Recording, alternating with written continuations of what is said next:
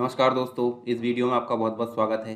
देखिए, हम पढ़ रहे हैं सामान्य प्रबंधन और इसे हम बोल सकते हैं जनरल मैनेजमेंट। और किसके लिए पढ़ रहे हैं आपको पता है, पटवारी के लिए और व्यापम की अन्य परीक्षा जो भी है आपके लिए, ठीक है। तो यहाँ पे हमने जो है कुछ टॉपिक को कवर कर लिया है, जैसे कि मैनेजमेंट स्टार्ट से लेकर यानी कि प्रबंधन स्टार्ट से लेकर हमने जो है नियुक्ति तक देख ली है।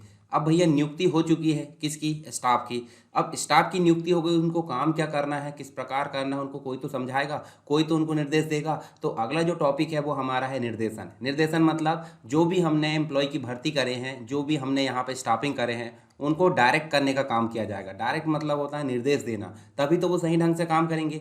तो निर्देशन बहुत ही जरूरी है। अगर निर्देश नहीं दिया जाएगा तो काम अव्यवस्थित हो जाएगा, यानी कि किसी को भी जो मर्जी आई वो करते रहेगा। इसलिए एक व्यक्ति होना चाहिए निर्देश देने वाला, ठीक है। निर्देश देने वाला मतलब एक अधीनस्थ, जिसके अधीनस्थ कोई काम कर रहा हो, अधिकारी। अधिकारी जो अपने अधीनस्थ जितने भी काम कर रहा है उनको सबको निर्देश देगा। तो अगला जो चैप्टर है वो हमारा है निर्देश। इसके पहले मैं आपको बता दूं, ये जो है नया चैनल है SSW MPPSC व्यापम। अगर आप इसमें पहली बार आए हो तो आप इसको सब्सक्राइब कर लीजिए। इसमें आपको व्यापम और MPPSC से रिलेटेड सारी परीक्षाओं की तैयारी यहाँ विस्तार से कराई जाएगी। अब MPPSC की बात करें, मेंस की तैयारी भी यहाँ पे आपको देखने को मिलेगी।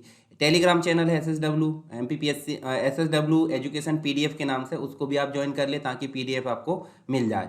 इसके अलावा हम निर्देशन पढ़ते हैं। निर्देशन क्या होता है वो चीज़ हम यहाँ पे विस्तार से जानेंगे, जिससे आप एक लोगों में समझ पा रहे हो। देखिए, यहाँ इतने एम्प्लॉई है और इनको निर्देश देने वाला एक बॉस है, ठीक है। अगर ये बॉस ना हो तो ये सब अपने अपने रास्ते कहीं भी चले जाएंगे, काम एक प्रकार से अव्यवस्थित होगा। इसलिए निर्देश देना उसे बोलते हैं डायरेक्शन, यानी कि निर्देशन, ठीक है। तो इसके बारे में हम विस्तार से पढ़ने वाले हैं और साथ ही हम जो है इसके क्वेश्चन को भी डिस्कस करेंगे। इसके अंतर्गत निर्देशन अकेला अपने आप में एक टॉपिक नहीं है, टॉपिक का कलेक्शन है। कलेक्शन ऑफ टॉपिक्स कैसे, इसके अंतर्गत आपको अभिप्रेरणा यानी कि मोटिवेशन भी मिलेगी। क्या मिलेगी, मोटिवेशन भी मिलेगी। साथ ही आपको इसमें नेतृत्व यानी कि लीडरशिप भी मिलेगी। क्या मिलेगी, लीडरशिप। और उसके अलावा आपको सुपरविजन, सुपरविजन मतलब पर्यवेक्षण का काम भी इसमें मिलेगा। बहुत सारी चीज़ इसके अंतर्गत मिलती है। और कलेक्शन ऑफ टॉपिक्स के अंतर्गत अगर देखें तो वो निर्देशन कहलाता है। निर्देशन के बारे में विस्तार से हम पढ़ने वाले हैं। चलिए बने रहिए मेरे साथ में आखिरी तक। यहाँ पे सबसे पहले अगर बात करूँ मैं धरातलीय ग्रास रूट यानी फोर्ड मोटर कंपनी की अगर बात करें तो देखिए, फोर्ड मोटर कंपनी गाड़ियों के लिए फेमस है। आप देख सकते हैं इसके लिए मतलब इन्होंने नेतृत्व करने के लिए एक प्रकार से क्या करे हैं, कुशल मतलब एक प्रकार से अपनी एक टीम को प्रशिक्षित की है ताकि वो कुशल निर्देश यहाँ पे दे सके। अगर यहाँ पे अगर प्रशिक्षित ना किया जाए तो क्या होगा, निर्देशन की व्यवस्था में कमी आ जाएगी और कर्मचारी अपने कार्य क्षमता का अच्छे से उपयोग नहीं कर पाएंगे और साथ ही जो कंपनी का जो विकास है वो रुक जाएगा। तो उसी के लिए यहाँ पे इसको हम उदाहरण के रूप में ले सकते हैं। फोर्ड मोटर कंपनी ने अपने वरिष्ठ प्रबंधन टीम में महत्वपूर्ण बदलाव की घोषणा की, क्योंकि वह अपने ऑटोमेटिव व्यवसाय को मजबूत, कंपनी की परिचालन फिटनेस में सुधार और उभरते अवसरों को जो भुनाने हैं उसकी रणनीतिक बदलाव को काफ़ी तेजी से ये कर रही है। साथ ही हम देखें तो निर्देशन का अर्थ क्या होता है। निर्देशन का अर्थ होता है निर्देश देना। निर्देश देना मतलब मान लो मेरी बात करें, ठीक है, तो मैं आपको कुछ निर्देश दे रहा हूँ कि इस प्रकार पढ़ना है, कैसे करना है, क्या है। तो एक प्रकार से गाइडलाइन यानी कि बताना कि क्या करना है, कैसे करना है, उसे बोलते हैं निर्देशन। एक कर्मचारी अच्छा मान लो एक कॉलेज में प्रिंसिपल की अगर बात करें तो वो सब एम्प्लॉइयों को निर्देश देगा। उसके बाद एक टीचर की अगर बात करें तो वो सभी स्टूडेंट को निर्देश देगा कि असाइनमेंट किस प्रकार हल करना है, कब असाइनमेंट जमा करना है, क्या क्या उसके नियम कानून रहेंगे, ये सब क्या है, निर्देश है। यानी कि निर्देश देना, इसे ही हम बोलते हैं निर्देशन, ठीक है। और निर्देश देने वाले को हम बोलेंगे निर्देशक। निर्देशक मतलब होता है डायरेक्टर। क्या बोलेंगे, डायरेक्टर। आपने देखा होगा डायरेक्टर होता है हर एक संस्था में। तो डायरेक्टर मतलब क्या हो गया, जो सारी संस्था के लिए मतलब अपने कर्मचारियों को निर्देश देता है कि किस प्रकार काम करना है और किस प्रकार उसको आगे लेकर चलना है। मार्गदर्शन करना व्यक्तियों का, तो व्यक्तियों के कार्यों में मार्गदर्शन करने से निर्देशन मतलब निर्देश इसको बोला जा सकता है। हमारे प्रतिदिन के जीवन में हमारे सामने ऐसी बहुत सी स्थिति आती है, जैसे कोई होटल प्रबंधक अपने कर्मचारियों को किसी कार्यक्रम को आयोजित करने के लिए निर्देश देता है। साथ ही एक शिक्षक अपने छात्रों को निर्देश देता है कि असाइनमेंट किस प्रकार करना है। या फिर एक डायरेक्टर अगर बोलें, प्रोड्यूसर या डायरेक्टर अपनी मूवी को किस प्रकार से बनाना है, कैसे, सारी चीज़ों के लिए डायरेक्ट करता है, इसलिए उसको डायरेक्टर बोलते हैं। साथ ही हम देखते हैं कि पूर्व निर्धारित उद्देश्यों की प्राप्ति हेतु निर्देशन किया जाता है। साथ ही संगठन के प्रबंधन के संदर्भ में निर्देशन व्यक्तियों को आदेश देने, मार्गदर्शन, परामर्श देने, अभिप्रेरित यानी मोटिवेट करने कुशल नेतृत्व प्रदान करने यानी लीडरशिप प्रदान करने, इन सभी का कलेक्शन एक प्रकार से निर्देशन होता है। और ये सब जो है मिलकर उद्देश्यों की प्राप्ति के लिए सहायक होते हैं किसी भी संगठन या व्यवसाय की। तो हमने यहाँ सबसे पहले देखे थे प्लानिंग के बाद ऑर्गेनाइजेशन में हमको पदों का सृजन हो गया तो हमने करी स्टाफिंग। ठीक है, स्टाफिंग के बाद अब जो स्टाफ हमने भर्ती कर ली उसको डायरेक्ट करने की बात होती है। तो यहाँ पे होता है डायरेक्शन यानी कि निर्देशन की बात होती है। तो हमारा चौथा कार्य प्रबंधन का निर्देशन होता है।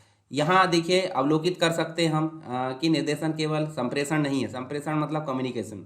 जैसे आप मेरी बात सुन पा रहे थे, एक प्रकार का क्या है कम्युनिकेशन। दो व्यक्तियों के मध्य आपस में कम्युनिकेशन हो पाता है यानी कि विचारों का आदान प्रदान, उसे बोलेंगे कम्युनिकेशन। तो टॉप लेवल का अधिकारी अपने अधीनस्थ अधिकारी से कुछ बातचीत करेगा नहीं, कम्युनिकेट नहीं करेगा, तब तक काम कैसे चलेगा। तो काम करा मतलब एक प्रकार से निर्देश दिया उन्होंने तो कम्युनिकेशन होगा। तो एक प्रकार से कम्युनिकेशन ना बोले उसको, किसको, निर्देशन को। ये बहुत सारी चीज़ों का एक प्रकार से कलेक्शन है। ठीक है, बहुत सारे तत्वों को सम्मिलित करता है। जैसे यहाँ पे पर्यवेक्षण यानी सुपरविजन आ जाता है, जिसे ऊपर सुपरवाइजर करता है। सुपरवाइजर क्या करता है, सुपरविजन करने का काम करता है। मोटिवेट करना, मोटिवेट मतलब जो कर्मचारी अपने अंदर योग्यता है उसके बाद भी वो उस काम को करना नहीं चाहता तो उसके अंदर एक प्रकार से प्रेरणा जागृत करना काम करने के प्रति, उसे बोलते हैं मोटिवेशन। मान लो आप पढ़ाई करते करते कभी कभी जो है ऊब जाते हो, तो आप जो है कोई मोटिवेशन वीडियो देखते हो तो उससे क्या हो जाता है आपके अंदर एक प्रकार से बिल्कुल ताकत आ जाती है कि पढ़ने की, आज बिल्कुल पूरा पढ़ कर खत्म कर देंगे। वो क्या है, एक प्रकार का मोटिवेशन है। उसी प्रकार संस्था में या व्यवसाय में कोई कर्मचारी अगर काम ना कर रहा हो अच्छे से तो उसको एक प्रकार से उसकी ऊर्जा को एनर्जेटिक मतलब ऊर्जा जो है उसकी जगाना, उसे बोलते हैं मोटिवेशन, प्रेरणा, प्रेरित करना उसे। नेतृत्व मतलब एक नेता होता है कि नहीं, नेता तो हम देखते हैं पॉलिटिशियन, परंतु वो पॉलिटिशियन न होकर कोई संस्था में जो नेतृत्व करता है उसे बोलेंगे नेता, लीडरशिप। ठीक है, ये सभी चीज़ों को मिलाकर अगर बोले तो वो कहलाता है डायरेक्शन। तो इन सभी चीज़ों का कलेक्शन होता है। चलिए इसके बारे में हम और विस्तार से जानते हैं। यहाँ पे मैं आपको डेफिनेशन दे देता हूँ। निर्देशन निर्देश देने, मार्गदर्शन करने, पर्यवेक्षण करने तथा कर्मचारियों को संगठनात्मक उद्देश्य की प्राप्ति और साथ ही उसको मोटिवेट करने की एक प्रक्रिया है, यानी कि कलेक्शन ऑफ टॉपिक्स। बहुत सारी चीज़ों का एक कलेक्शन है निर्देशन। तो मतलब सबसे पहले तो मार्गदर्शन दिया जाएगा, सबसे पहले निर्देश दिया जाएगा, फिर मार्गदर्शित किया जाएगा, पर्यवेक्षण सुपरविजन किया जाएगा। जो निर्देश दिया है, मार्गदर्शन दिया है, उसमें काम सही चल रहा है उसको सुपरवाइज करना, फिर उसके बाद संगठनात्मक उद्देश्य की प्राप्ति के लिए उसको मोटिवेट भी करना। तो इन सभी चीज़ों को मिला दे तो हमारा बन जाता है निर्देशन, जिसमें अगर देखें नियोजन, संगठन, नियुक्तिकरण के बाद हम देखें निर्देशन हमारा कार्य देखने को मिलता है चौथा। चलिए यहाँ पे J.L. मेसी के अनुसार अगर देखें डेफिनेशन दी गई है, निर्देशन का संबंध ऐसी पूर्ण विधि से होता है जिसके अंतर्गत एक प्रबंधक अपने अधीनस्थ के कार्यों को प्रभावित करता है। तो ये डेफिनेशन चाहे तो ये डेफिनेशन आ जाएगी और आपसे पूछा जाएगा किसने इसको डिफाइन किया है, तो आपको बताना J.L. मेसी ने इसको डिफाइन किया है। थोड़ा सा एक आइडिया होना चाहिए। ठीक है, उस नाम के अकॉर्डिंग आप जो है थोड़ी सी लिंक बना सकते हैं एक दो बार पढ़कर। चलिए इसकी कुछ विशेषताएं होती है। विशेषताओं की अगर बात करें, निर्देशन क्रिया को प्रारंभ करती है। मान लो हमने नियुक्ति कर लिए, क्या कर लिए, एम्प्लॉय की नियुक्ति कर लिए यानी कि स्टाफिंग हो गई। स्टाफिंग होने के बाद एम्प्लॉय कब तक काम नहीं करेंगे, जब तक कि उनको डायरेक्ट न किया जाए, निर्देश न दिया जाए। तो वही बात बोली गई है कि जब हम काम करवाना चाहते हैं, कुछ भी स्टार्ट करना चाहते हैं, तो अगर निर्देशन नहीं है तो काम स्टार्ट ही नहीं होगा। इसका मतलब है जैसे निर्देशन शुरू यानी कि प्रोसेस शुरू, काम करने की प्रोसेस कब शुरू हो रही है, निर्देशन से। यानी कि सबसे स्टार्ट अगर बात करें तो स्टार्ट कैसे हो रहा है, निर्देशन से। तो कोई भी क्रिया को स्टार्ट करने के लिए निर्देशन होना बहुत जरूरी है। मान लो हमको सेशन स्टार्ट होने वाला जुलाई से लेकर दिसंबर, और अब सभी टीचर, सभी एम्प्लॉय को दिसंबर तक की पूरी प्लानिंग को एग्जीक्यूट करना। कब तक काम नहीं होगा, जब तक कि निर्देश नहीं दिया जाएगा। तो निर्देश देने का काम कौन करेगा, डायरेक्टर के द्वारा निर्देश दिया गया कि हमको इतनी इतनी तारीख से हमारा पूरा सेशन चालू होगा और हमको इतने तारीख तक सारी चीज़ें कंप्लीट करना। समय समय पर निर्देश देते रहेगा और उसके एम्प्लॉय काम करते रहेंगे। तो किसी भी क्रिया को स्टार्ट करने के लिए निर्देशन होना बहुत ही जरूरी है। अब नेक्स्ट जो बोला गया है, निर्देशन प्रबंध के प्रत्येक स्तर पर होता है। निर्देशन प्रबंध के प्रत्येक स्तर पर होता है, मतलब देखिए प्लानिंग।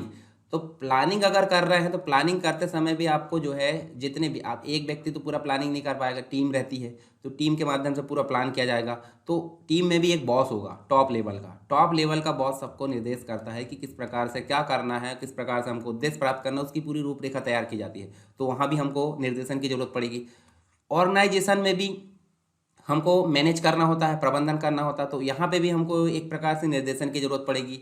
स्टाफिंग में भी नियुक्ति करते समय भी हमको निर्देश की जरूरत पड़ेगी। क्यों? क्योंकि किस प्रकार नियुक्ति करना है, कौन कौन सी प्रक्रियाओं से होकर गुजरना है, किन किन व्यक्तियों की नियुक्ति करना है, योग्यता क्या होनी चाहिए, ये सब गाइडलाइन देना पड़ता है कि नहीं। तो इन गाइडलाइन के समय भी हमको निर्देशन की जरूरत पड़ेगी।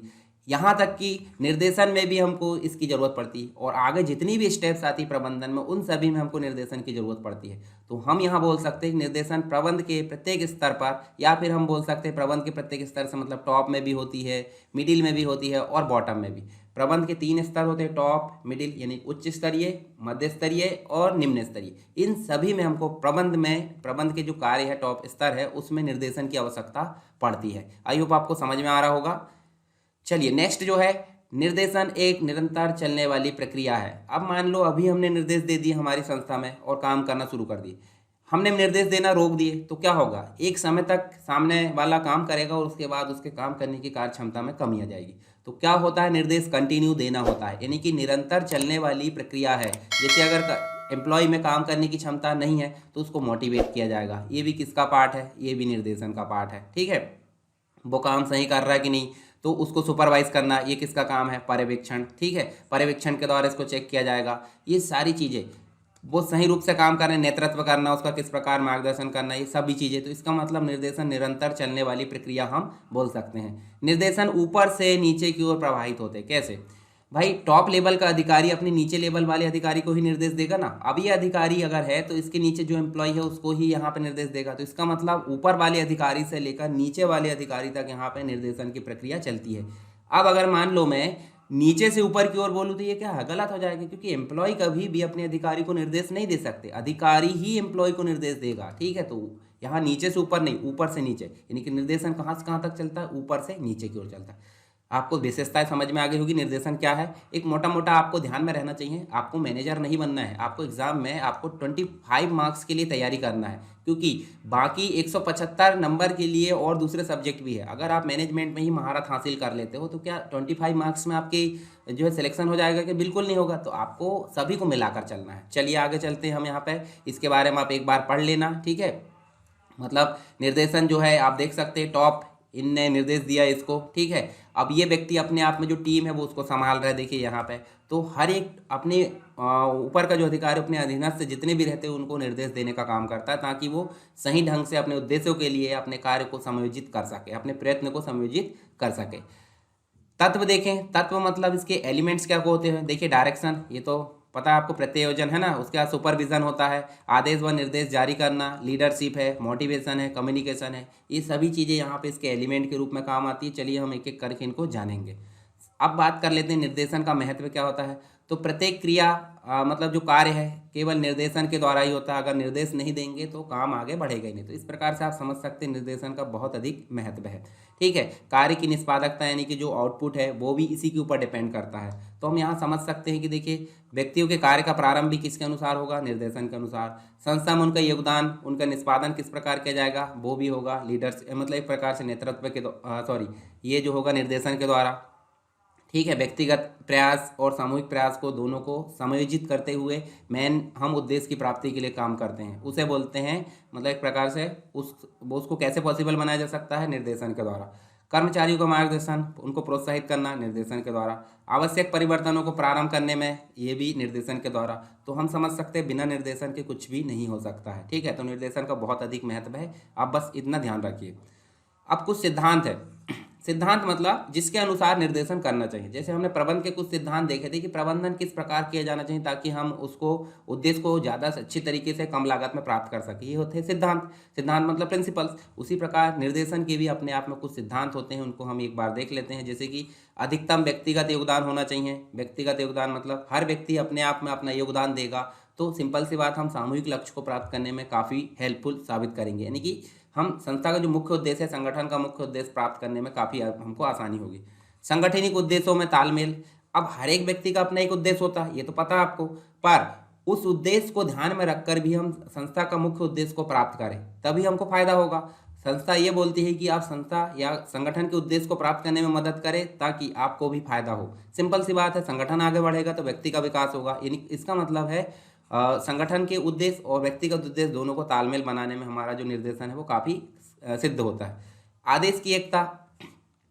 अब मान लो ये दो अधिकारी है, इसके नीचे कुछ एम्प्लॉय काम कर रहे हैं, इसके नीचे भी कुछ एम्प्लॉय काम कर रहे हैं। अब इसके नीचे जो एम्प्लॉय काम कर रहा है वो किसका आदेश मानेंगे? इस टॉप लेवल के व्यक्ति का, इनके। अगर मान लो ये व्यक्ति यहाँ पे आदेश देता है तो हमको भ्रांति यानी कि संदेह उत्पन्न होता है कि हमको करना क्या है, ये काम करना है या दूसरा काम करना। तो ये नहीं होना चाहिए। तो क्या होना चाहिए? आदेश की एकता का सिद्धांत। निर्देशन में कभी भी एक ही व्यक्ति से निर्देश होना चाहिए या एक ही व्यक्ति से आदेश होना चाहिए, तभी जो उद्देश्य है उसको आसानी से प्राप्त किया जा सकता है। निर्देशन तकनीकों की उपयुक्तता। तकनीक तो है परंतु साथ साथ में हमको जो है व्यक्ति की वहाँ महत्व को भी समझना चाहिए, ताकि हम जो है तकनीक के साथ में व्यक्ति का तालमेल बिठा कर अपने उद्देश्य को प्राप्त कर सके। और प्रबंधकीय संप्रेषण। संप्रेषण मतलब होता है कम्युनिकेशन। क्या होता है? कम्युनिकेशन। सिंपल सी बात है, आपको कोई भी चीज़ बिना कम्युनिकेशन के पॉसिबल नहीं है। अब ये दो व्यक्ति, मतलब ये अधिकारी है और नीचे लेवल के कर्मचारी है, इनके बीच में कम्युनिकेशन नहीं होगा तो सिंपल सी बात है वो निर्देश नहीं दे पाएगा और ना ही अपने कार्य का प्रतिवेदन उसको दे पाएंगे। कम्युनिकेशन ठप, यानी कि सारी चीज़ें ठप। इसलिए प्रबंध के संप्रेषण यहाँ पर होना चाहिए। निर्देशन तभी दिया जा सकता है जबकि संप्रेषण होता है, यानी कि कम्युनिकेशन होता है। तो इसके बारे में एक बार पढ़ सकते हैं आप। यहाँ पे जो सिद्धांत है उसके बारे में हम आगे चलते हैं। निर्देशन के तत्व हम देखते हैं तो तत्व जो है मुख्य रूप से यहाँ देख सकते हैं, पर्यवेक्षण होता है, अभिप्रेरणा होता है, नेतृत्व होता है और संप्रेषण। इनको हम एक एक करके जान लेते हैं, साथ में हम इनके क्वेश्चन को पढ़ेंगे और फिर हमारा ये टॉपिक एंड हो जाएगा। ठीक है, 4 वर्गों में बांटा गया है इसके तत्वों को। सबसे पहले जानते हैं पर्यवेक्षण। ये मान लो समूह में काम हो रहा तो हम जो है एक प्रकार से देखिए लेंस के माध्यम से यहाँ चेक करके दिखा रहे हैं। इसका मतलब सभी के कामों का निरीक्षण करना, उसे बोलते हैं पर्यवेक्षण। ऑब्जर्व करना, या फिर आप बोल सकते हैं पर्यवेक्षण करने का काम हम देख सकते हैं सुपरविजन या सुपरवाइजर करता है, ऑब्जर्व करता है।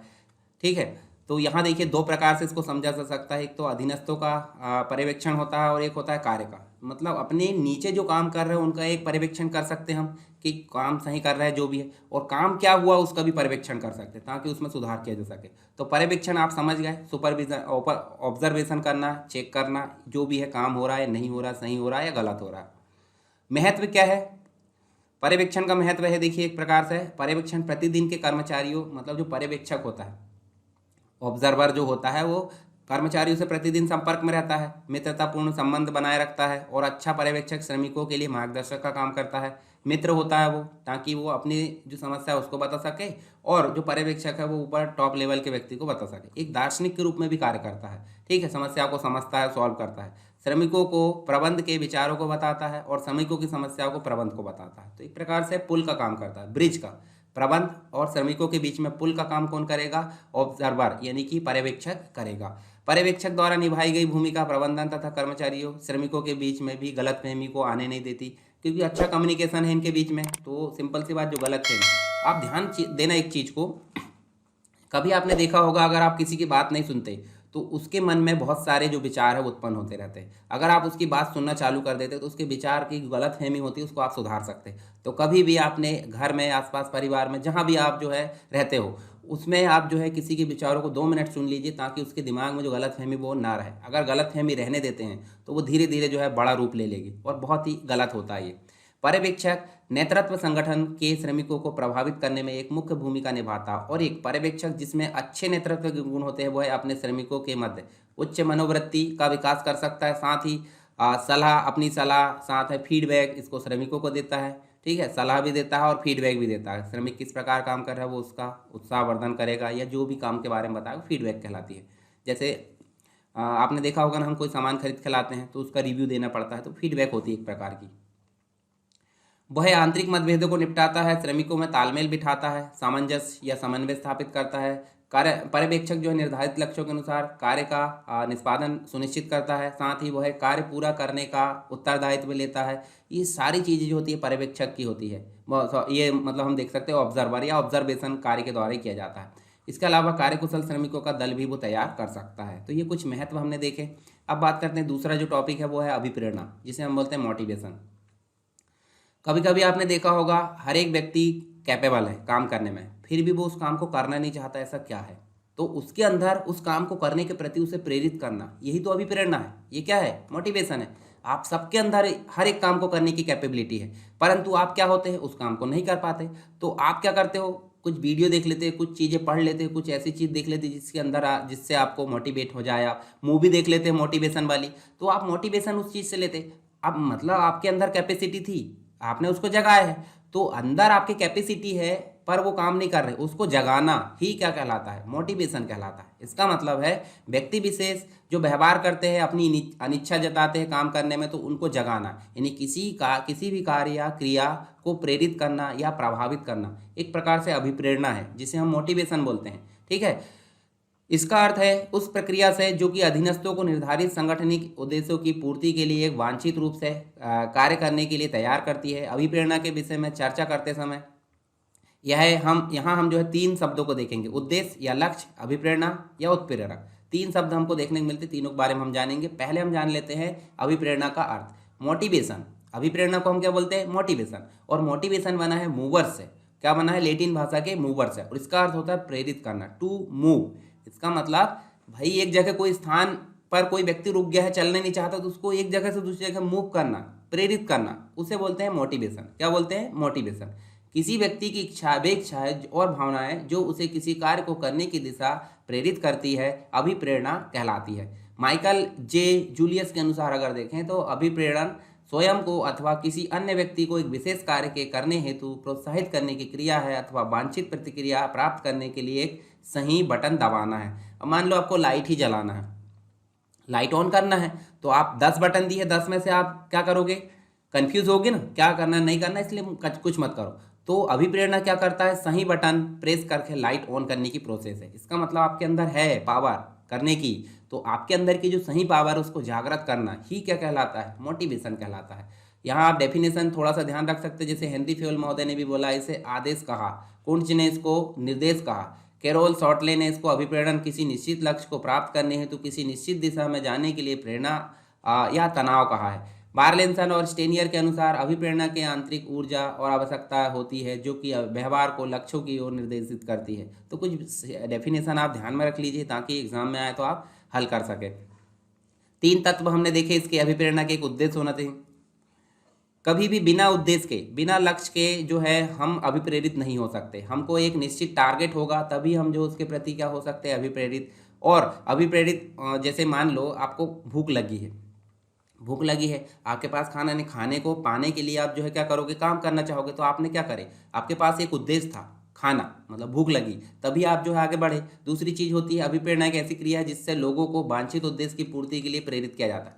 भाई उद्देश्य नहीं होगा तो अभिप्रेरणा कैसे होगी। अभिप्रेरणा हो जाने के पश्चात अभिप्रेरक, मतलब ऐसे तत्व जिसके कारण अभिप्रेरणा होती है, जैसे कि वेतन है, आपको वेतन अच्छा मिल रहा है तो अभिप्रेरणा, बोनस है, पदोन्नति है, पहचान है, प्रशंसा है, उत्तरदायित्व, ये सब क्या है, अभिप्रेरणा के लिए उत्प्रेरक तत्व के रूप में काम करते हैं। तो हमने यहाँ 3 तत्व देखे, पहला तो उद्देश्य होना चाहिए, फिर उसके बाद अभिप्रेरणा और उत्प्रेरक तत्व। ये 3 चीजें जो होती है मुख्य रूप से अभिप्रेरणा के तत्व होते हैं, यानी मोटिवेशन के एलिमेंट होते हैं। तो कुछ डेफिनेशन और देख लीजिए। देखिए विलियम जी काउंट के अनुसार, मैकफॉर्लैंड, ड्यूबिन, फ्रेड जो है ल्यूथेंस, इनको आप एक बार पढ़ सकते हैं क्योंकि डेफिनेशन तो हमको याद ही रखना पड़ता है ना, उसको समझ कैसे सकते हैं। तो देखिए उसमें अलग अलग डेफिनेशन देते हैं हर एक व्यक्ति, तो यहाँ पे डेफिनेशन देकर वो क्वेश्चन पूछ लेगा कि किसके द्वारा दी गई है।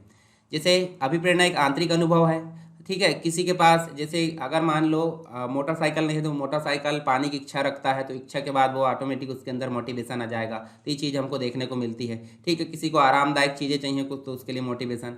तो अभिप्रेरणा सकारात्मक भी हो सकती है और एक नकारात्मक भी। सकारात्मक कैसे, मान लो कंपनी में कोई काम कर रहा है, उसको अगर हम बोनस देते हैं, भत्ता देते हैं, ठीक है, अगर महीने भर पूरे दिन अगर कोई समय पर आया है काम पे, तो सिंपल सी बात उसको जो है हम कुछ पुरस्कार देते हैं, तो ये क्या होगा, सकारात्मक। परंतु अगर मान लो कोई व्यक्ति किसी दिन लेट आता है तो उसका वेतन काट लिया जाएगा, ठीक है, या फिर उसको धमकी दी जाएगी, उसकी नौकरी से निकाल देने का, मतलब एक प्रकार से उसको क्या दिया जाएगा, बोला जाएगा। तो ये क्या है, उसके अंदर डर है। तो डर क्या होते हैं, इस प्रकार की चीज नकारात्मक होती है। तो एक सकारात्मक और नकारात्मक दोनों ही मोटिवेशन देखने को मिलते हैं, 2 अभिप्रेरणा होती है, ठीक है। चलिए आगे चलते हैं, अभिप्रेरणा की प्रक्रिया को समझते हैं। जैसे मान लो एक व्यक्ति है, रामू या जो भी हम बोल दो, उसको भूख लगी, मान लो वो उसने जो है दोपहर मतलब एक प्रकार से सुबह का नाश्ता कुछ भी नहीं खाया और दोपहर के 1 बज गए, अब 1 बजे तक काफ़ी बेचैनी होने लगी उसको, और बेचैनी होने के बाद वो धीरे मतलब एक प्रकार से होटल ढूंढता है। होटल 2 किलोमीटर चलने के बाद उसे होटल मिलता है, और होटल में भी उसको 10 रुपये में रोटी और दाल खाना होता है, क्योंकि उसके जेब में मात्र 15 रुपये है। तो अब बताइए, मुझे मजबूरी में खाया उसने, अगर उसके पास पैसे ज़्यादा रहते तो वो अच्छा भोजन नहीं करता, यानी कि उसको संतुष्टि होती। तो अभी 10 रुपये में उसने जो खाना खाया उसको संतुष्टि मिली क्या? बिल्कुल नहीं मिली। तो इसका मतलब है उसके अंदर तनाव पैदा होगा। तनाव पैदा होगा तो वो अभिप्रेरित होगा और कुछ करने के, अभिप्रेरित होगा तो दूसरी चीज़ें करेगा, और उसके बाद अपने लक्ष्य की प्राप्ति करेगा, और उसके बाद संतुष्ट होगा। तो इस प्रकार की चीज़ें हमको देखने को मिलती है, यानी कि सबसे पहले उसने 10 रुपये में खाना खाया तो वो कैसा है? असंतुष्ट। असंतुष्ट है।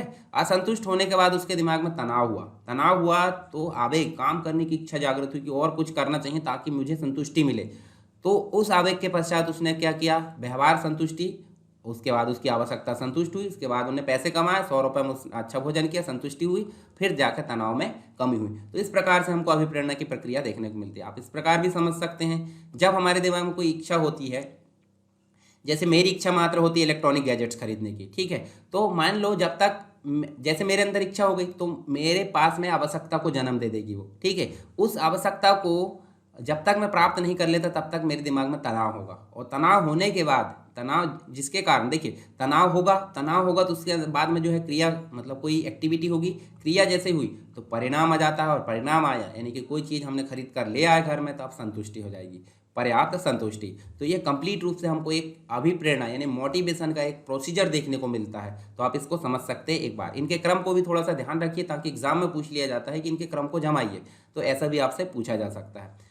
अभिप्रेरणा का महत्व क्यों है? तो देखिए, प्रमुख कार्य अभिप्रेरणा ही होता है, मानव संसाधन। स्टाफिंग कर लिए, ठीक है, स्टाफिंग करने के बाद डायरेक्शन भी दे दिया। अब डायरेक्शन कब तक चलेगा? एक समय बाद व्यक्ति, मतलब एक प्रकार से सिंपल सी बात है, गाड़ी में भी हम जो है कोई भी मोटरसाइकिल हो या कार हो, हवा हम डलवाते हैं तो धीरे धीरे वो हवा गायब भी होती है, हम हवा चेक करवाते कि नहीं। उसी प्रकार इंसान भी, कब तक उसमें जो है एनर्जी रहेगी? तो एनर्जी तो रहती है, परंतु मानसिक तौर पर वो जो रहता है कि काम कर करके उब जाता, तो उस काम के प्रति उसको फिर से प्रेरित किया जाता है, उसी को बोलते हैं अभिप्रेरणा। तो अभिप्रेरणा बहुत ही इंपॉर्टेंट है, ठीक है। संगठन की क्षमता का निर्धारण अभिप्रेरणा से ही संभव है। कर्मचारी को उत्साहित करना भी अभिप्रेरणा से संबंधित है, यानी संसाधनों का श्रेष्ठ उपयोग इससे होता है। योगदान हेतु उत्सुकता, कर्मचारियों का सही सहयोग तभी संभव है जब उसे अभिप्रेरित किया जा सके। सौहार्दपूर्ण वातावरण, सब अभिप्रेरित रहेंगे तो सब आसपास जो है वातावरण अच्छा रहेगा, एनवायरनमेंट, कर्मचारी कलीग्स के बीच में। उत्पादन एवं उत्पादकता में काफ़ी वृद्धि होती है, सहयोग का आधार देखने को मिलता है। कौशल एवं ज्ञान में वृद्धि होती है, संगठनात्मक परिवर्तन होता है, बेहतर स्वरूप देखने को मिलता है।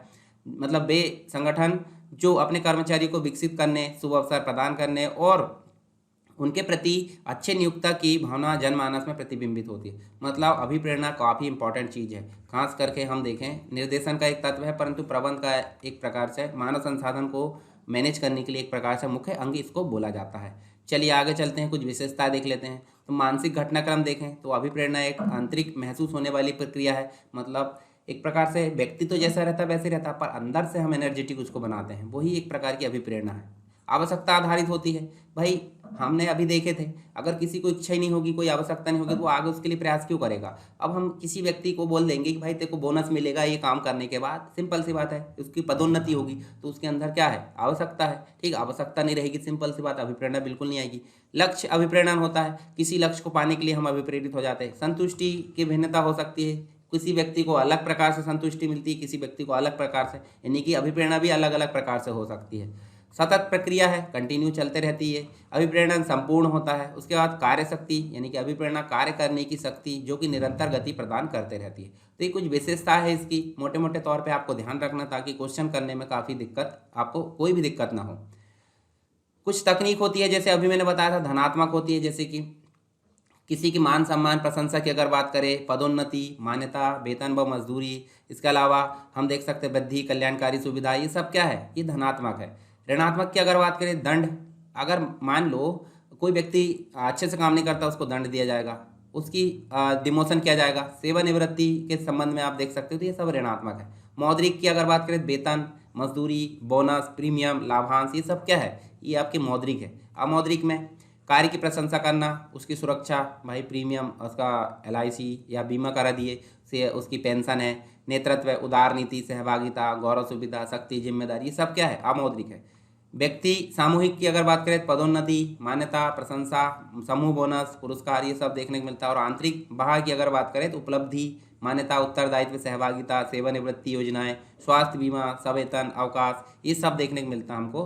तो मतलब अभिप्रेरणा की ये सब टेक्निक होती है, धनात्मक, ऋणात्मक, मौद्रिक, अमौद्रिक, व्यक्तिगत और आंतरिक बाह्य। ठीक है, चलिए आगे चलते हैं।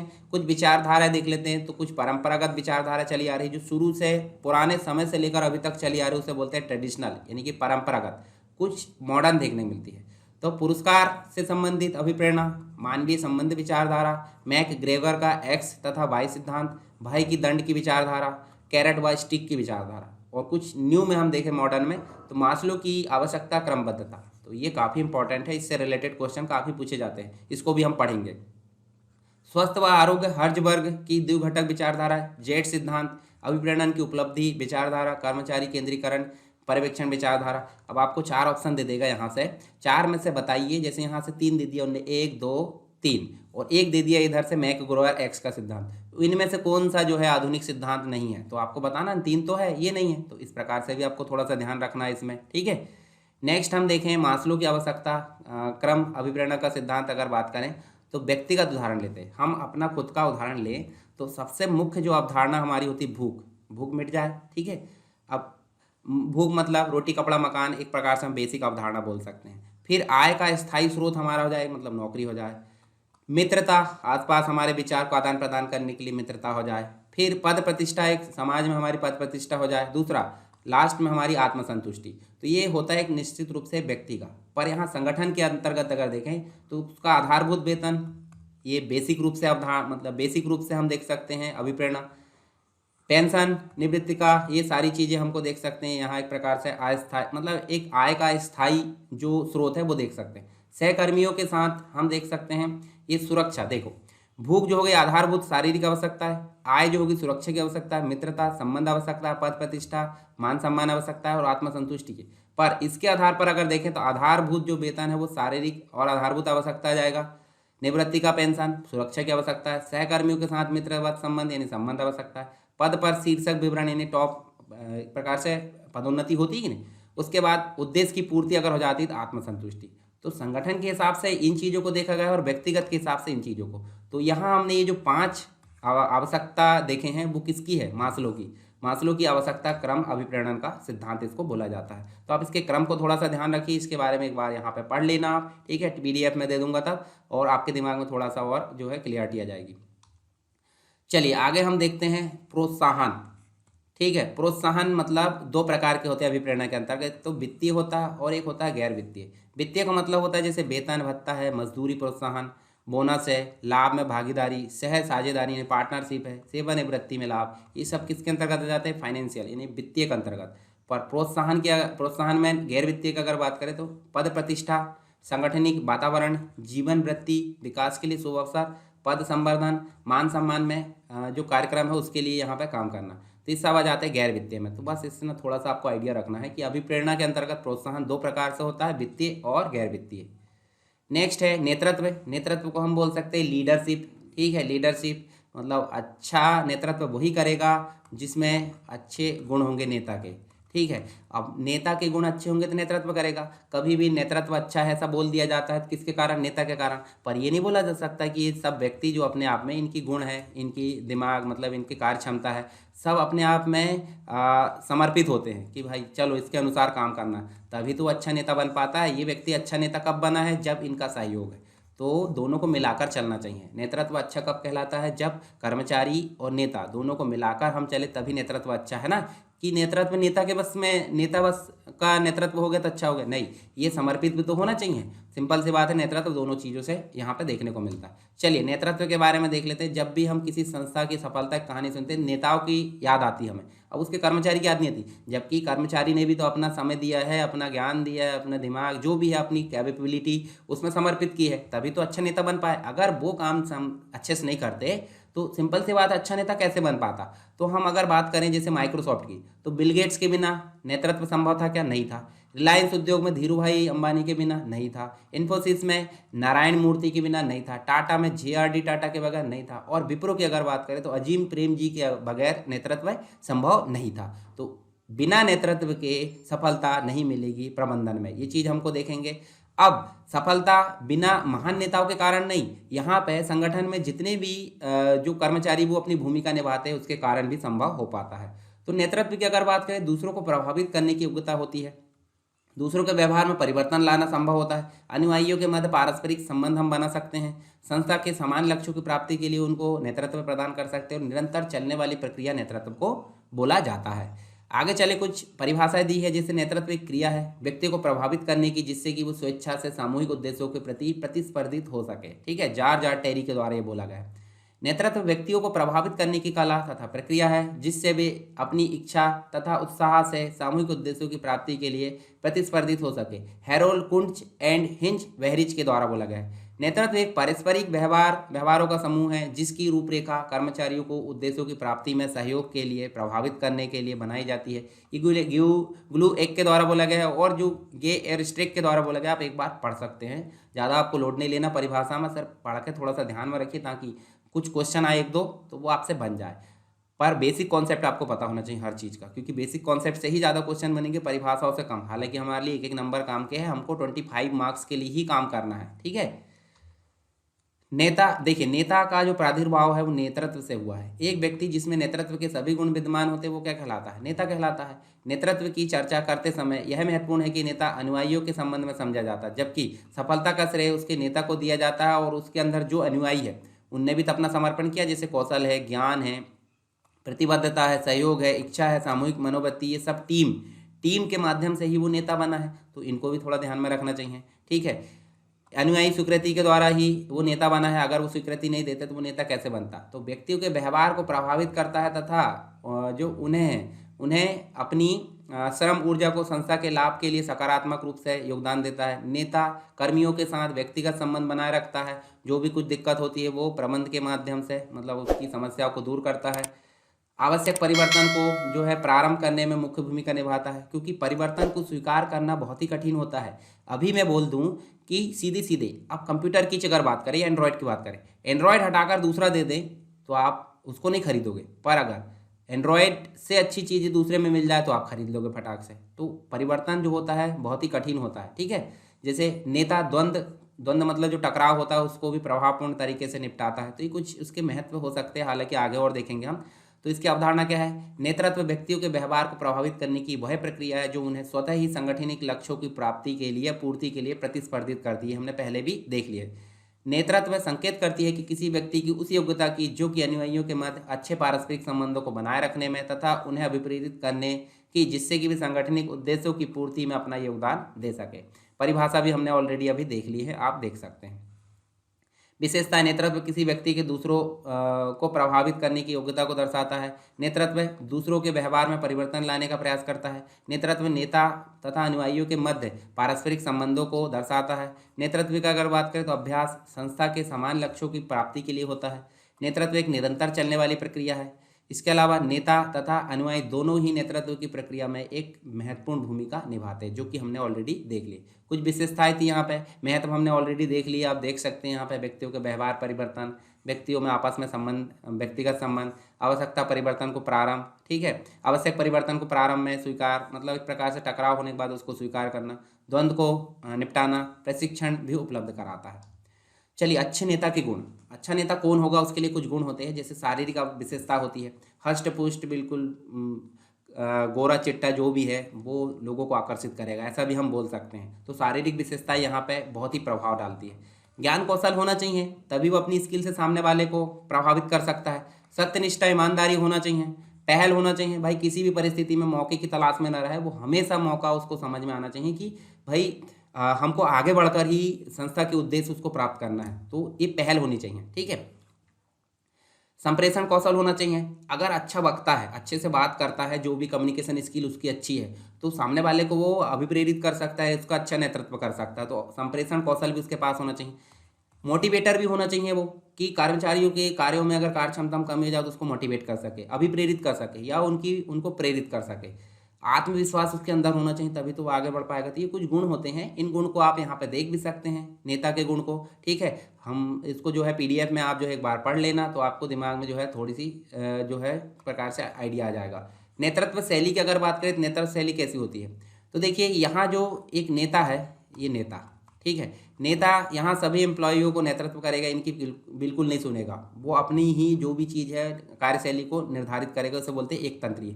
पर एक लोकतंत्री होती है, यहाँ से भी इसको भी मतलब जैसे हम लोकतंत्र देखते हैं कि नहीं, बहुत सारे लोगों के द्वारा लोकतंत्र बनता है, तो यहाँ पे सबका सुझाव सुना जाएगा और अपने सुझाव के माध्यम से जो है यहाँ पे फाइनल नेतृत्व चलेगा।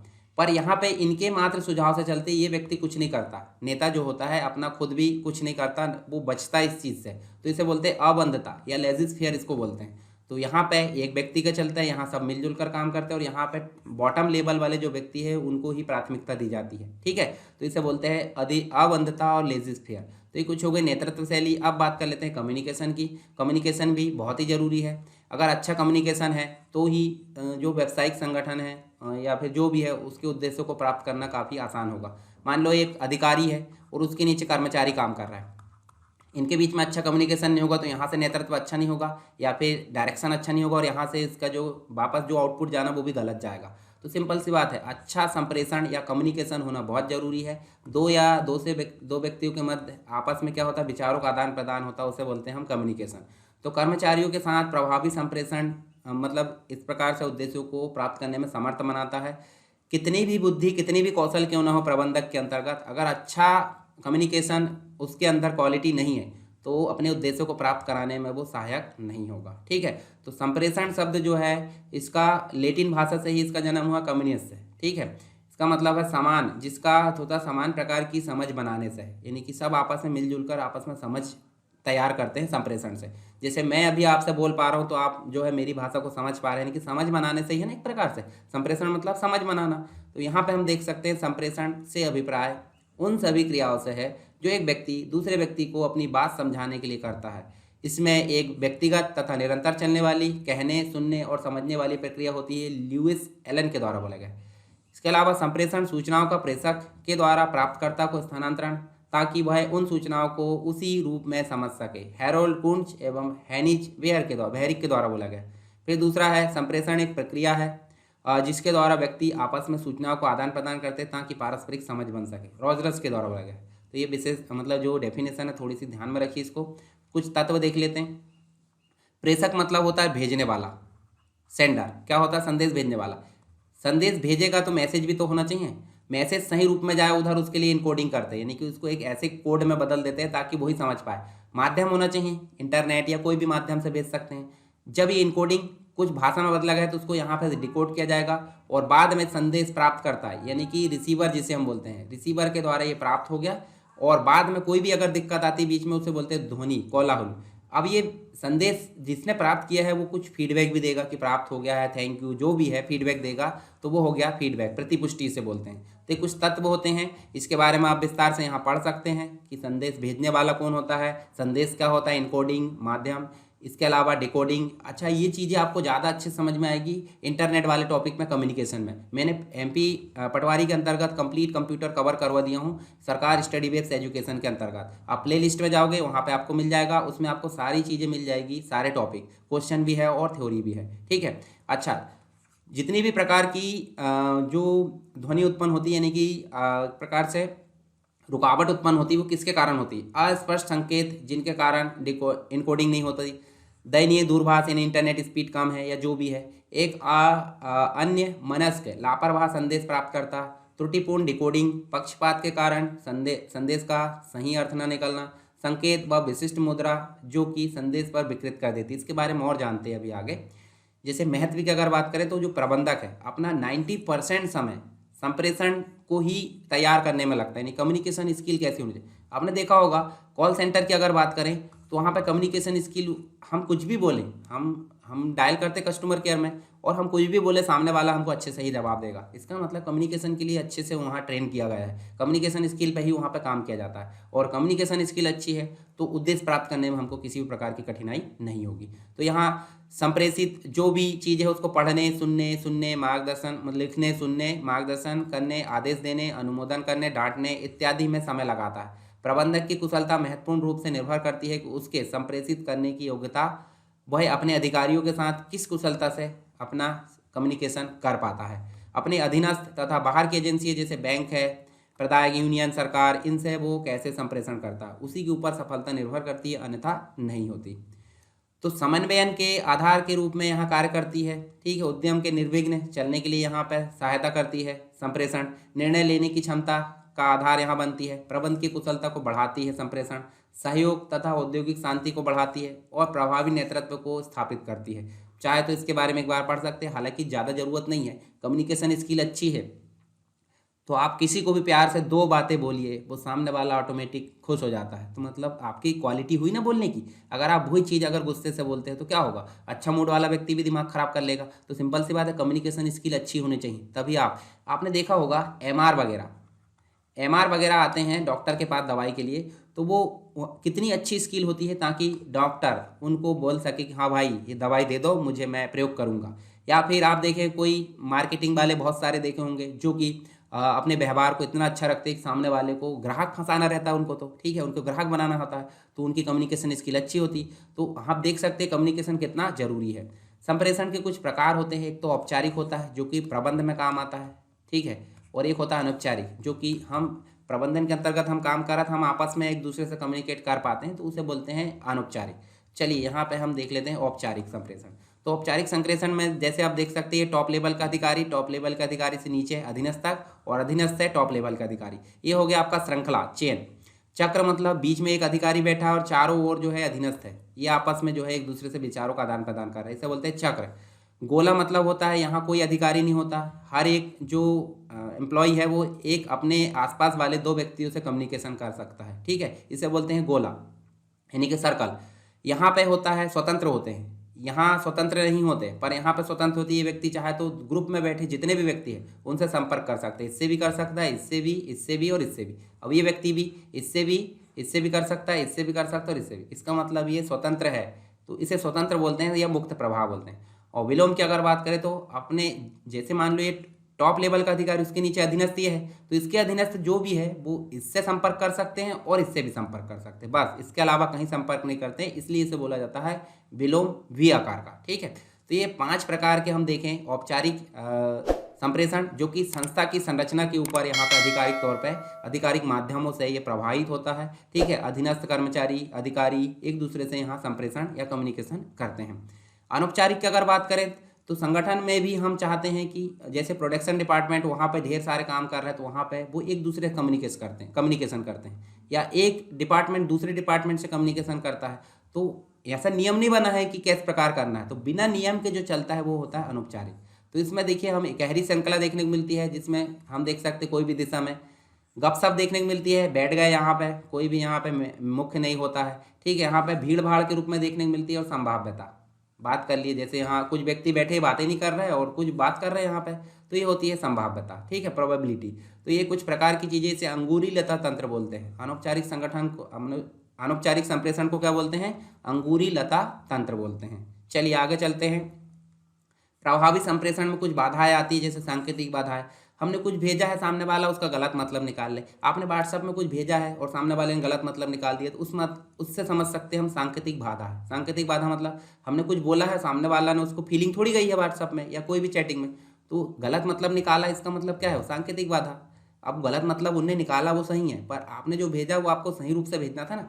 मनोवैज्ञानिक बाधा यानी कि एक प्रकार से कुछ चीज़ें होती है, जैसे उदाहरण के लिए चिंतित व्यक्ति है, आपने भेजा है उस समय वो टेंशन में है, गुस्से में है, तो उसका गलत मतलब ही निकालेगा ना। मनोवैज्ञानिक बाधाएं भी यहाँ देखने को मिलती है। संगठनिक बाधाएं यानी कि देखिए संगठन की संरचना, नियम, अधिनियम, इसके अकॉर्डिंग भी कभी कभी जो होते हैं बाधाएं यहाँ पर देखने को मिलती है। कुछ व्यक्तिगत बाधाएं भी होती है। प्राप्तकर्ता मतलब संदेश प्राप्तकर्ता और प्रेषक के बीच में व्यक्तिगत कारक प्रभावी संप्रेषण असर डाल सकते हैं। अधिकारी तथा अधीनस्थ के बीच में, इस प्रकार हम देख सकते हैं कि व्यक्तिगत बाधाएं भी हो सकती है। तो कुछ बाधाएं हमने देखे हैं, ज़्यादा हमको टेंशन नहीं लेना है यहाँ पे, इसको सुधार करने की टेक्निक देख लेते हैं।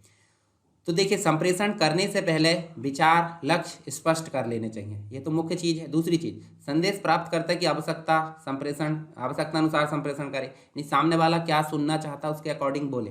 जैसे एमआर या जो भी मार्केटिंग वाले होते हैं, वो सामने वाला जो सुनता है उसकी तारीफ पे तारीफ करते रहेंगे, ताकि वो जो है उनके बहकावे में आ जाए। बहकावे मतलब हर किसी की एक स्ट्रैटेजी होती है कि वो अपना बिजनेस आगे बढ़ा सके, तो उनकी भी स्ट्रैटेजी है। ठीक है, संप्रेषण के पहले अन्य लोगों से भी परामर्श करें ताकि हमको जब हम संप्रेषण करें तो हमको कोई भी दिक्कत ना आए। संदेश में प्रयुक्त भाषा शैली उसकी विषय वस्तु के रूप में जागरूक रहे। ऐसा संप्रेषण करें जो सुनने वाले के लिए सहायक हो तथा महत्वपूर्ण मूल्यवान रहे। उपयुक्त प्रतिपुष्टि मतलब फीडबैक निश्चित करें और वर्तमान तथा भविष्य दोनों के लिए संप्रेषण करें, अभी के लिए भी और भविष्य के लिए भी। संप्रेषण का अनुसरण करें और साथ में एक अच्छा श्रोता बनिए। सामने वाला कुछ बोल रहा है तो उसकी सुनना भी है। तो ये कुछ चीज़ें हैं जो कि प्रभावी संप्रेषण को सुधार सकती। आप हमेशा बोल रहे हैं ये नहीं होता, आप सुनने भी। सुनने वाला बोलने वाले से महान होता है, यानी कि जैसे मान लो बोल दिया वक्ता ने, पर जो सुन रहा है वो उससे ज़्यादा महान। अगर वो सुनेंगे नहीं तो वो वक्ता किस काम का। ठीक है, तो यहाँ हमने देखे हैं निर्देशन, क्या देखे हैं, और निर्देशन आप देख सकते हैं 4 चीज़ों से मिलकर बना है। क्या क्या? एक तो होता है पर्यवेक्षक, पर्यवेक्षण मतलब, दूसरा होता है अभिप्रेरणा, ठीक है, नेतृत्व होता है, और एक और हमने देखे अभी कौन सा, अभी हमने देखे हैं संप्रेषण। संप्रेषण को हम बोल सकते हैं कम्युनिकेशन। तो ये 4 तत्व यहाँ पे देखने को मिलते हैं, चारों तत्व के कलेक्शन से निर्देशन बना। आई होप आपको निर्देशन के बारे में एक बेसिक आइडिया मिल गया होगा। उसके बाद अब हम जो है क्वेश्चन को हल करते हैं। ठीक है, तो निर्देशन से संबंधित हमारे क्वेश्चन यहाँ पे देखने को मिलेंगे और इसको हम हल करते हैं। इसके बाद हमारा ये टॉपिक एंड हो जाएगा। ठीक है, सबसे पहला क्वेश्चन देखिए, संगठन के लक्ष्यों को हासिल करने की दिशा में अपने कनिष्ठों के प्रयासों को मार्गदर्शन देना और निरीक्षण करना किस कार्य के अंतर्गत आता है? बताइए मुझे। मतलब संगठन के लक्ष्य को हासिल करने दिशा में अपने कनिष्ठों के प्रयासों को मार्गदर्शन देना और निरीक्षण करना किसके अंतर्गत आएगा? प्लानिंग नहीं आएगा, संगठन प्रक्रिया नहीं आएगा, नियंत्रण भी नहीं आएगा, तो आएगा क्या? डायरेक्टिंग यानी निर्देशन। राइट आंसर आपका क्या होगा? निर्देशन होगा। तो राइट आंसर यहाँ पे आप पढ़ सकते हैं सी। ठीक है, सी के बारे में आप यहाँ पे देख लेती है क्योंकि हमने निर्देशन बहुत अधिक पढ़ लिया यहाँ पे। किसी भी संगठन में जिम्मेदारियों का एक अदृश्य स्तर माना जाता है जो प्रबंधन के सर्वोच्च स्तर से फैलते होते हुए सबसे निचले स्तर पर विस्तारित होता है। इसे क्या कहा जाता है? इसे क्या कहेंगे? देखिए, ऊपर से लेकर नीचे तक ये विस्तारित हो रहा है, इसका मतलब क्या है? इसका आदेश या निर्देश नीचे तक गया है, तो इसे हम निर्देश की श्रृंखला या आदेश की श्रृंखला नहीं बोलेंगे, आदेश की श्रृंखला यानी कि चेन ऑफ कमांड। तो प्राधिकरण यहाँ पे नहीं होगा, उत्तरदायी कारक नहीं, आदेशों की समानता नहीं, यहाँ समादेश यानी कि चेन ऑफ कमांड से देखने को मिलेगा। तो ए नंबर का राइट आंसर यहाँ पे होगा। ठीक है, इसके बारे में आप एक बार पढ़ सकते हैं। उसके बाद मूल प्रबंधकीय कौशल है। मूल प्रबंधकीय कौशल क्या है बताइए मुझे? निरीक्षण करना, उत्प्रेरित करना, प्रेरित करना या उपरोक्त सभी। तो सिंपल सी बात है, निरीक्षण करना भी होगा, उत्प्रेरित करना भी होगा, प्रेरित करना भी। तो राइट आंसर क्या होगा हमारा? डी। डी यानी कि ऑल ऑफ द एबव यानी कि उपरोक्त सभी। तो एक व्यवसाय में प्रबंधक अपना काम करते हुए कई भूमिकाएं निभाता है। एक प्रबंधक के मूल प्रबंधकीय कौशल जो उसे व्यवसाय में सहायता करते हैं वो इस प्रकार है कि जैसे कि निरीक्षण करना, उत्प्रेरित करना, प्रेरित करना, साथ ही कर्मचारियों के कार्य प्रक्रियाओं की व्याख्या, उनकी समस्याओं को हल करना, साथ ही संस्था के प्रवक्ता के रूप में, वक्ता के रूप में काम करना। ठीक है, मतलब यहाँ के विचार दूसरे तक पहुँचाना। ठीक, नेक्स्ट है संचार प्रक्रिया में घटकों के सही क्रम को पहचान करें।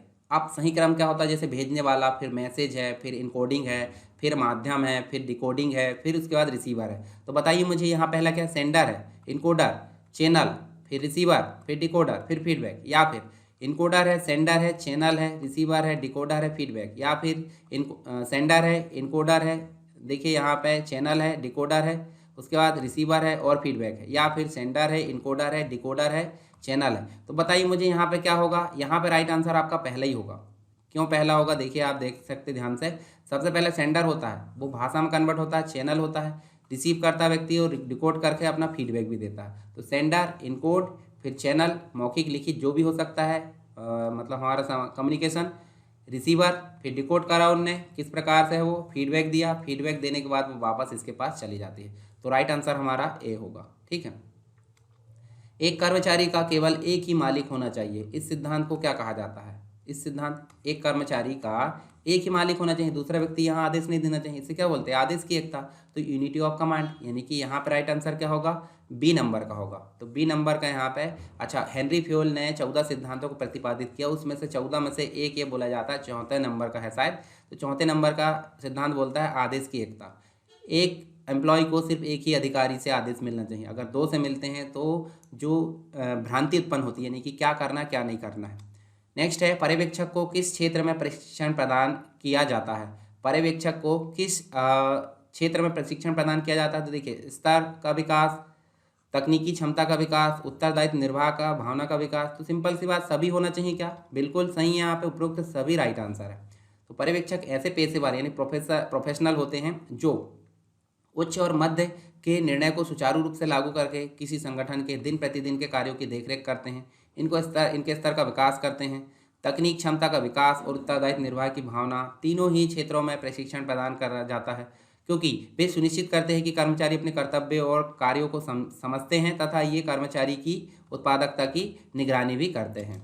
चलिए नेक्स्ट है, पारस्परिक उद्देश्यों के लिए स्वेच्छा से प्रयास करने हेतु लोगों को प्रभावित करने की क्षमता क्या कहलाती है? तो लोगों को प्रभावित करने की क्षमता क्या कहलाएगी? इसको हम बोलते हैं नेतृत्व। क्या बोलेंगे? नेतृत्व, यानी कि लीडरशिप। क्या बोलेंगे इसको? लीडरशिप बोलेंगे इसको। और लीडरशिप करने वाले व्यक्ति को लीडर बोला जाता है, नेता बोला जाता है। अच्छा नेता कब बनता है? जब कर्मचारी जो अनुयायी होते हैं वो भी समर्पित रहे। ठीक है, तो यहाँ पे बी नंबर का हमारा राइट आंसर है। नेक्स्ट है, दूसरों को नियंत्रित करने की इच्छा खालिस्तान उद्देश्य है। क्या है बताइए? इच्छा, इच्छा के बाद कहना चाहिए, इच्छा के बाद आएगी आपकी शक्ति। इच्छा शक्ति उद्देश्य है। ठीक है, मतलब दूसरों को नियंत्रित करने की इच्छा शक्ति एक उद्देश्य यानी मोटिव है। तो राइट आंसर हमारा बी हो जाएगा यहाँ पे। नेक्स्ट है, कर्मचारी अभिप्रेरण के लिए विषय निम्नलिखित प्रबंधन उपागम में से किससे सबसे अधिक निकटतम रूप से जुड़ा होता है? तो देखिए, यहाँ पे हमारा राइट आंसर है संगठनात्मक व्यवहार, यानी कि ए नंबर यहाँ पे राइट आंसर है, जिसमें संगठनात्मक व्यवहार को दी गई परिस्थितियों में एक औपचारिक संगठन में लोगों के व्यवहार के अध्ययन के रूप में परिभाषित किया जा सकता है।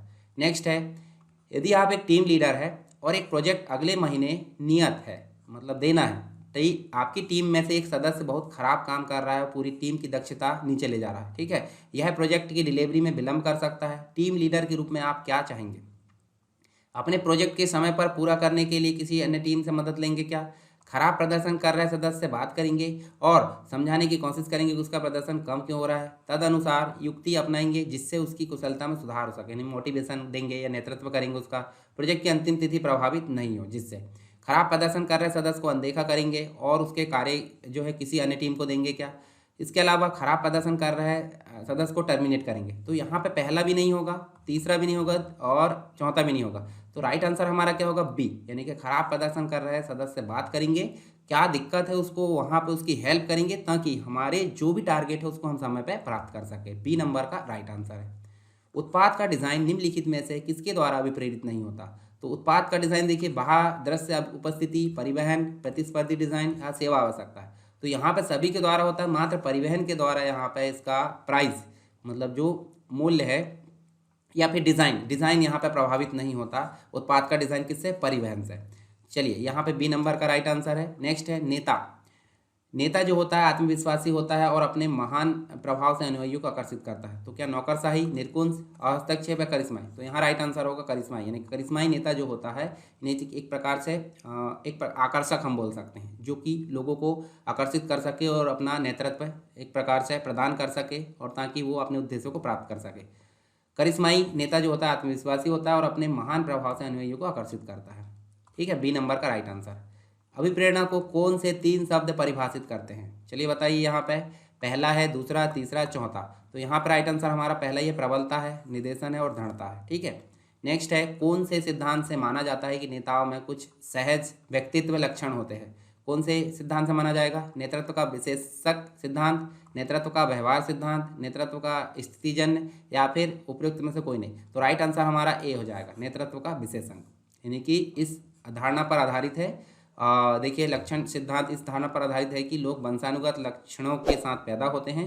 कुछ लक्षण विशेष रूप से नेतृत्व के अनुकूल होते हैं और सिद्धांत का उद्देश्य किसी नेता की सफलता या फिर विफलता की भावना की भविष्यवाणी करने के लिए सिद्ध नेतृत्व, व्यक्तित्व लक्षणों और विशेषताओं की खोज करता है। एक प्रबंधक जो कि अनुगामियों को व्यक्तिगत दृष्टिकोण और ऊर्जा द्वारा जो है प्रेरित करता है, क्या कहलाता है? बताइए, यहाँ से क्या कहलाएगा? तो ये देखिए, एक तंत्रीय, लोकतंत्रीय या फिर हितकारी। यहाँ देखिए राइट आंसर आपका चमत्कारी होगा, सी यहाँ पर राइट आंसर होगा, जो अनुगामियों को व्यक्तिगत दृष्टिकोण और ऊर्जा द्वारा प्रेरित करता है। इसके बारे में एक बार पढ़ सकते हैं। निम्नलिखित विशेषताओं में से किसी नेतृत्व के स्वाभाविक घटक के रूप में जाना जाता है? तो देखिए, स्वाभाविक रूप से किसे जाना जाता है? प्रत्ययोजन, डेलीगेशन को इसको जाना जाता है। इसको जो है नेतृत्व के स्वाभाविक घटक के रूप में जाना जाता है। प्रत्यायोजन एक प्रबंधक का अपने कार्य के बोझ को दूसरे के साथ साझा करने की क्षमता को संदर्भित करता है। मतलब एक व्यक्ति खुद से कार्य न करके आसपास सबको जो है अधिकार अंतरण कर देता है ताकि वो काम को आसानी से कर सके। इसमें अधिकार प्रदान करना या कुछ परिभाषित क्षेत्रों में निर्णय लेने का अधिकार और सौंपे गए कार्य को पूरा करने के लिए अधीनस्थों को जिम्मेदारी सौंपना शामिल है। एक प्रबंधक के प्रमुख कार्यों में से एक स्पष्ट दूरदर्शिता को अभिव्यक्त करना और संगठन के सदस्यों को सक्षम व ऊर्जामयी बनाना ताकि लक्ष्यों को प्राप्त करने में वे अपनी भूमिका को समझ पाए। ये क्या कहलाता है? तो ये एक प्रकार से क्या कहलाएगा? नेतृत्व कहलाएगा, लीडर। ठीक है, लीडिंग कहलाएगा, है ना। लीडिंग मतलब नेतृत्व, नेतृत्व जो करता है वो नेता, यानी कि एक प्रकार से उसको लीडर बोलेंगे। ठीक है, चलिए नेक्स्ट है नकारात्मक प्रेरणा खालिस्तान पर आधारित है। बताइए यहाँ पे नकारात्मक प्रेरणा प्रोत्साहन पर आधारित है क्या? नहीं। औचित्य पे? नहीं है। नैतिक मूल्य? नहीं। ये भय पर आधारित है। भय रहता है तभी तो भाई आपको लेट अगर जाएंगे अपने जॉब में तो आपको जॉब से निकालने का भय रहेगा कि नहीं। तो ये जो होता है एक प्रकार से नकारात्मक आती है, नकारात्मक भय से संबंधित होती है। ठीक है, तो सी नंबर का राइट आंसर है। संगठनात्मक लक्ष्य की प्राप्ति के लिए लोगों को प्रभावित करने की क्षमता क्या कहलाती है? लोगों को प्रभावित करने की क्षमता यहाँ पे लीडरशिप कहलाती है। अभी हमने देखे थे इसके बारे में। ठीक है, निश्चित कार्यों को संपन्न करने के लिए किसी व्यक्ति की आंतरिक तैयारी क्या कहलाती है? निश्चित कार्यों को करने के लिए किसी व्यक्ति की आंतरिक तैयारी क्या कहलाएगी? इसको मोटिवेशन बोलते हैं। मतलब व्यक्ति में एनर्जी है पर आंतरिक रूप से जो वो तत्पर हो जाए कार्य करने के लिए, वो होती है मोटिवेशन। ठीक है, बी नंबर का राइट आंसर है। मैस्लो अभी हमने देखे थे आवश्यकता क्रम सिद्धांत यहाँ पे देखे थे। जो व्यक्ति प्रेम, संबद्धता, स्वीकारता तथा मित्रता की तलाश करता है वह किस आवश्यकता स्तर में आता है? तो ये किस में आएगा? आप देख सकते हैं यह आएगा सामाजिक स्तर में आएगा। और इसमें 5 सिद्धांत यहाँ पे दिए थे जिसके बारे में हमने अभी ऑलरेडी पढ़ चुके हैं। तो यहाँ पे हमने जो है किसके बारे में पढ़े? डायरेक्शन के संबंध में क्वेश्चन पढ़े, उसके बारे में थ्योरी जाने। आई होप आपको सारी चीज़ें क्लियर हो गई होगी। फिर भी अगर कोई डाउट है तो आप मुझे कमेंट बॉक्स में बता सकते हैं। और आप जो है SSW MPPSC व्यापम में अगर नहीं जुड़े तो आप जुड़ जाइए, ज्वाइन कर लीजिए इसे, मतलब एक प्रकार से सब्सक्राइब कर लीजिए और टेलीग्राम चैनल से भी जुड़ जाइए। लोगों तक इसको शेयर कीजिए ताकि ज़्यादा से ज़्यादा लोगों को फ़ायदा हो सके। वीडियो को भी शेयर कीजिए और चैनल को भी। तो चलिए मिलते हैं हम नेक्स्ट वीडियो में, नेक्स्ट क्लास में। तब तक के लिए जय हिंद।